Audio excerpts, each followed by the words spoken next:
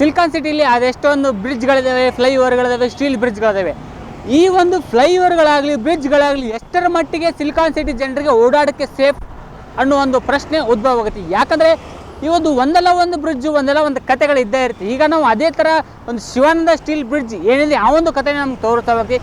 ಈ ಒಂದು ಬ್ರಿಡ್ಜು ಶಿಥಿಲಾವಸ್ಥೆಗೆ ಅಂದರೆ ಕ್ರ್ಯಾಕ್ ಬಿಟ್ಟಿದೆ, ಆದರೂ ಸಹ ಒಂದು ಪಾಲಿಕೆ ಅಧಿಕಾರಿಗಳು ಇದ್ರ ಬಗ್ಗೆ ಒಂದು ಸರಿಯಾದ ಸೂಕ್ತ ಕ್ರಮ ಕೈಗೊಳ್ತಿಲ್ಲ.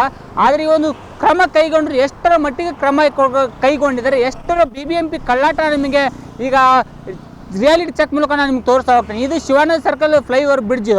ಇಲ್ಲಿ ನೋಡ್ತಿರ್ಬೋದು ಈ ಒಂದು ರಂಧ್ರ ಅಂದರೆ ಏನಿದೆ ಒಂದು ಕ್ರ್ಯಾಕ್ ಆಗಿರೋದಕ್ಕೆ ಒಂದು ಡಾಂಬರ್ ಹಾಕಿದ್ದಾರೆ. ಅಂದರೆ ಈ ಒಂದು ಡಾಂಬರೀಕರಣ ಮಾಡಿದರೆ ಎಷ್ಟರ ಮಟ್ಟಿಗೆ ಡಾಂಬರೀಕರಣ ಮಾಡಿದೆ. ಇದರಲ್ಲೂ ಸಹ ಒಂದು ಕಳಪೆ ಕಾಮಗಾರಿ ನೋಡಿದ್ರೆ ಗೊತ್ತಾಗುತ್ತೆ. ಇಲ್ಲಿ ನೋಡಿ ಪ್ರತಿಯೊಂದೂ ಸಹ ಪ್ರತಿಯೊಂದು ವಿಚಾರದಲ್ಲೂ ಸಹ ಒಂದು BBMP ಅಧಿಕಾರಿಗಳು ಕಳ್ಳಾಟ ಇದರಲ್ಲಿ ಬಯಲಾಗುತ್ತೆ. ಆದರೆ ಈ ಒಂದು ಫ್ಲೈಓವರ್ ಮೇಲೆ ದಿನನಿತ್ಯ ಸಾವಿರಾರು ಜನ ಓಡಾಡ್ತಾರೆ ನೋಡಿ.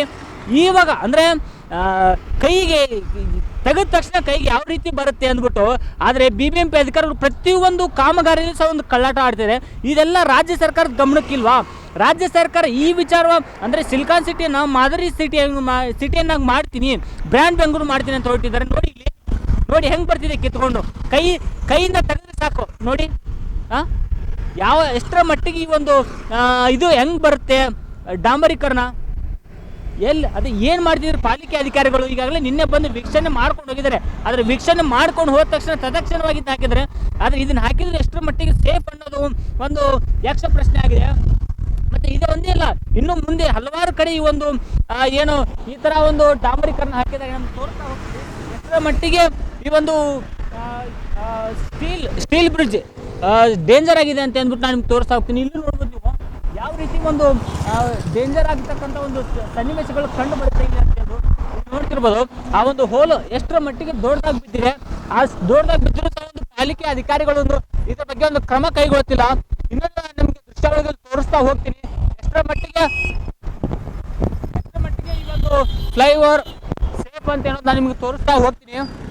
ಇನ್ನು ಹಲವಾರು ಒಂದು ಈ ವಿಚಾರಗಳು ಇನ್ನೂ ರಸ್ತೆಯಲ್ಲಿ ಹಂಗೆ ಅಂದರೆ ದೊಡ್ಡದಾಗಿ ಒಂದು ಗುಂಡಿಗಳು ಬಿದ್ದಿರ್ತಕ್ಕಂಥ ಒಂದು ಸನ್ನಿವೇಶನ ನಿಮ್ಗೆ ತೋರಿಸ್ತಾ ಹೋಗ್ತೀನಿ.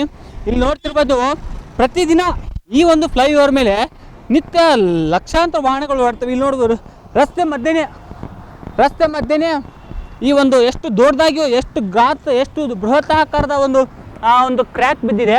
ಆದರೂ ಸಹ ಒಂದು ಪಾಲಿಕೆ ಅಧಿಕಾರಿಗಳು ಇದರ ಬಗ್ಗೆ ಕ್ರಮ ಕೈಗೊಳ್ತಿಲ್ಲ. ಹಾಗೆ ಇಲ್ಲಿ ನೋಡಿದ್ರೆ ಗೊತ್ತಾಗುತ್ತೆ ನಮಗೆ ಎಷ್ಟು ಪಾಲಿಕೆ ಅಧಿಕಾರಿಗಳು ಕಳ್ಳಾಟ ಆಗ್ತಿದೆ ಅಂದ್ಬಿಟ್ಟು.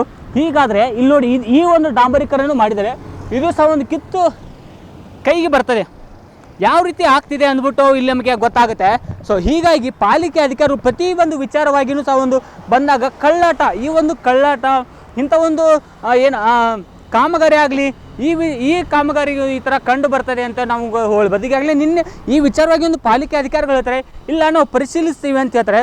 ಆದರೆ ಇಷ್ಟೆಲ್ಲ ಡೇಂಜರ್ ಹಂತಕ್ಕಿದ್ರು ಈ ಒಂದು ಫ್ಲೈಓವರ್ ಮೇಲೆ ಓಡಾಡೋಕ್ಕೆ ವಾಹನಗಳಾದರೂ ಯಾಕೆ ಬಿಡ್ತಾರೆ, ಅಥವಾ ಜನರ ಜೀವಕ್ಕೇನು ಬೆಲೆ ಇಲ್ವಾ ಅನ್ನೋದು ಒಂದು ಎಷ್ಟು ಪ್ರಶ್ನೆ. ಆದರೆ ಇಲ್ಲಿ ಮಳೆ ಬಂದಾಗ ನೀರು ಹೋಗೋಕ್ಕೂ ಸಹ ಒಂದು ಸಮರ್ಪಕವಾಗಿ ವ್ಯವಸ್ಥೆ ಮಾಡಿಲ್ಲ. ಅಂದರೆ ಮಳೆ ಬಂದಾಗ ಈ ಒಂದು ಏನು ನೀರು ಹೋಗಕ್ಕೆ ಮಾಡಿದರೆ ಅದರಲ್ಲಿ ನೀರಲ್ಲಿ ಒಂದು ಮಣ್ಣಾಗಿ ಮೋರಿಗಿರ್ತಕ್ಕಂಥ ನೀರಾಗಲಿ ಮಣ್ಣು ನಿಂತ್ಕೊಂಡಿರುತ್ತೆ, ಬೇರೆ ಬೇರೆ ಗಲೀಜು ನಿಂತ್ಕೊಂಡಿರುತ್ತೆ.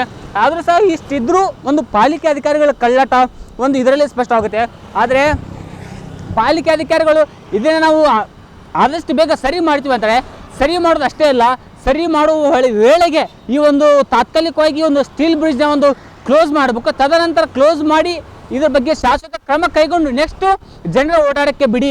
ಒಂದು ವೇಳೆ ಏನಾದರೂ ಅಹಿತಕರ ಘಟನೆಗಳಾದರೆ ಆ ಒಂದು ಘಟನೆಗೆ BBMP ಆಯುಕ್ತರ ಜೊತೆ BBMPನೇ ನೇರ ಹೊಣೆಯಾಗಿ ಮಾಡಲಾಗುತ್ತೆ. ಕ್ಯಾಮ್ರಾಮ್ಯಾನ್ ಸಾಗರ್ ಜೊತೆ ವಿನೋದ್ ಕಮ್ತರ್, ಅಶ್ವಗ ನ್ಯೂಸ್, ಬೆಂಗಳೂರು.